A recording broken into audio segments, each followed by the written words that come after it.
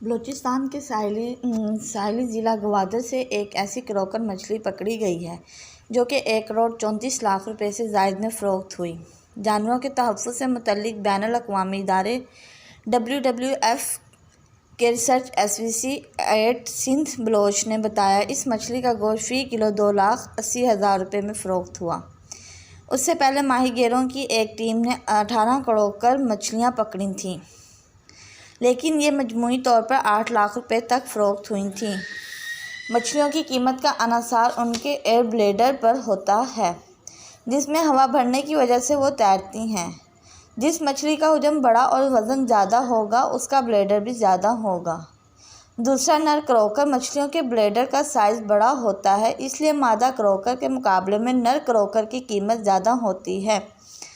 Gionee سے پکڑی جانے والی نئی کروکر مچھلی کا وزن 48 کلو سے زیادہ تھا، جس کی وجہ سے یہ زیادہ قیمت فروخت ہوئی۔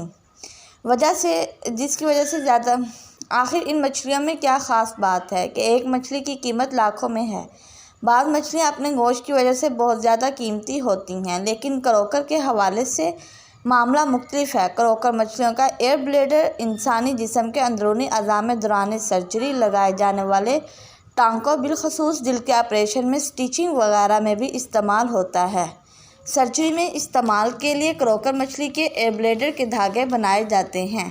ان کی خوبی یہ ہے کہ یہ جیلی کی طرح جذب بھی ہو جاتے ہیں اور زخم کو جما دیتے ہیں۔ سرجری میں ٹانکے لگانے کے بعد ان کو نکالنے کی ضرورت نہیں پڑتی۔ کروکر مچھلیوں کے ایئر بلیڈر سے بننے والے سوپ کو چین اور دیگر سرد ممالک میں لوگ استعمال کرتے ہیں۔ اسے ایک پرتعیش غذا کا درجہ حاصل ہے۔ جسمانی طاقت کو بڑھانے کے علاوہ کیلشیم زیادہ ہونے کی وجہ سے ریڑھ کی ہڈی کی مضبوطی کے لیے مفید سمجھی جاتی ہیں۔ کروکر مچھلی کا ایئر بلیڈر کاسمیٹکس کی تیاری میں بھی استعمال ہوتا ہے۔ ماضی میں کروکر مچھلی کے ایئر بلیڈر کو مقامی طور پر خشک کہا جاتا ہے اور بعد میں سری لنکا بھیجا جاتا تھا، جو کہ بمشکل 100 روپے میں بکتا تھا۔ بعد میں کراچی میں فروخت کا سلسلہ شروع ہوا تو اس مچھلی کی قیمت 5,000 روپے تک پہنچ گئی، جو اب لاکھوں تک پہنچ گئی۔ اب کولنگ ٹیکنالوجی کی وجہ سے کروکر کے ایئر بلیڈر کو یہاں نہیں نکالا جاتا بلکہ کراچی سے لے جایا جاتا ہے تاکہ یہ ضائع یا خراب نہ ہو۔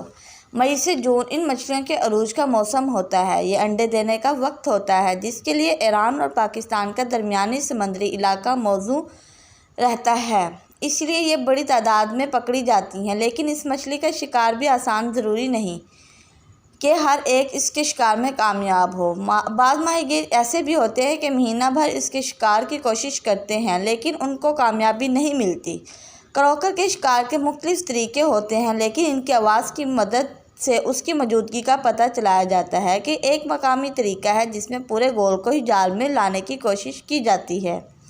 اس کو بلوچی زبان میں اڑنگا کہا جاتا ہے۔ اس لیے ایک پائپ کا استعمال کیا جاتا ہے جس کے منہ پر ایک بوتل باندھ دی جاتی ہے۔ ماہر شکاری اس پائپ کو سمندر میں ڈال کر اس کا دوسرا سرا اپنے کان سے لگا کر کروکری آواز سنتے ہیں۔ اس سے وہ اندازہ لگاتے ہیں کہ مچھلی کہاں اور کتنے فاصلے پر ہے اور کتنی تعداد میں ہے۔ جگہ کا تعین کرنے کے بعد وہ اس مقام پر جال پھینکتے ہیں۔ بعض لوگ ماہر نہیں ہوتے، وہ اوپر سے ہی سننے کی کوشش کرتے ہیں کہ کوئی آواز آ رہی ہے یا نہیں۔ یہ لوگ ادھر جاتے ہیں جہاں پر لہریں ٹوٹ رہی ہوتی ہیں اور ان لہروں سے کچھ فاصلے پر جال پھینکتے ہیں۔ بعض لوگ ایسے بھی ہیں جن کے پاس فائبر کی بنی اسپیڈ بوٹس ہیں، جو اپنے جال کو شام کو پھینکتے ہیں اور پھر اگلے روز نکالتے ہیں۔ اگر ان کے جال میں کچھ نہیں ہوتا تو وہ جال دوبارہ پھینکتے ہیں اور اس عمل کو شکار کے موسم کے دوران دہراتے رہتے ہیں۔ اہم بات یہ ہے کہ کروکر کا شکار ایک ایسے وقت میں کیا جاتا ہے جب مچھلی کے شکار پر پابندی ہوتی ہے۔ کسی بھی جانور کے تحفظ کے لیے انتظامات کے بغیر حد سے زیادہ شکار ہو تو وہ ضرور معدومی طریقے سے دوچار ہوتے ہیں۔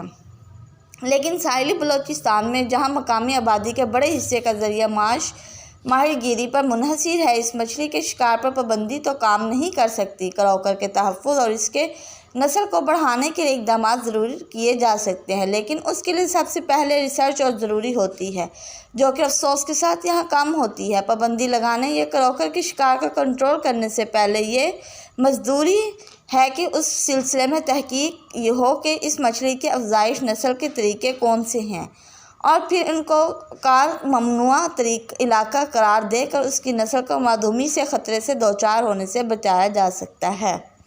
ایرانی ماہی گیر بھی کروکر مچھلی کی بڑی تعداد میں شکار کرتے ہیں۔ گوادر کے علاقے جیونی میں بھی اس کے زیادہ شکار ہونے کی سب سے بڑی وجہ یہ ہے کہ یہ علاقہ ایران کے قریب ہے۔ ایران کے سمندری حدود میں بڑے بڑے ٹرالروں اور ممنوعہ کے ذریعے ماہی گیروں کی اجازت نہیں ہوتی، جس کی وجہ سے کروکر مچھلی ایران اور اس سے متصل بلوچستان کے سرحدی علاقوں میں زیادہ ہے۔ بلوچستان کے سمندری حدود میں ٹرالروں کے ذریعے غیر قانونی ماہی گیری کے باعث اس نایاب مچھلی کے نسل کو معدومی کا خطرہ لاحق ہے۔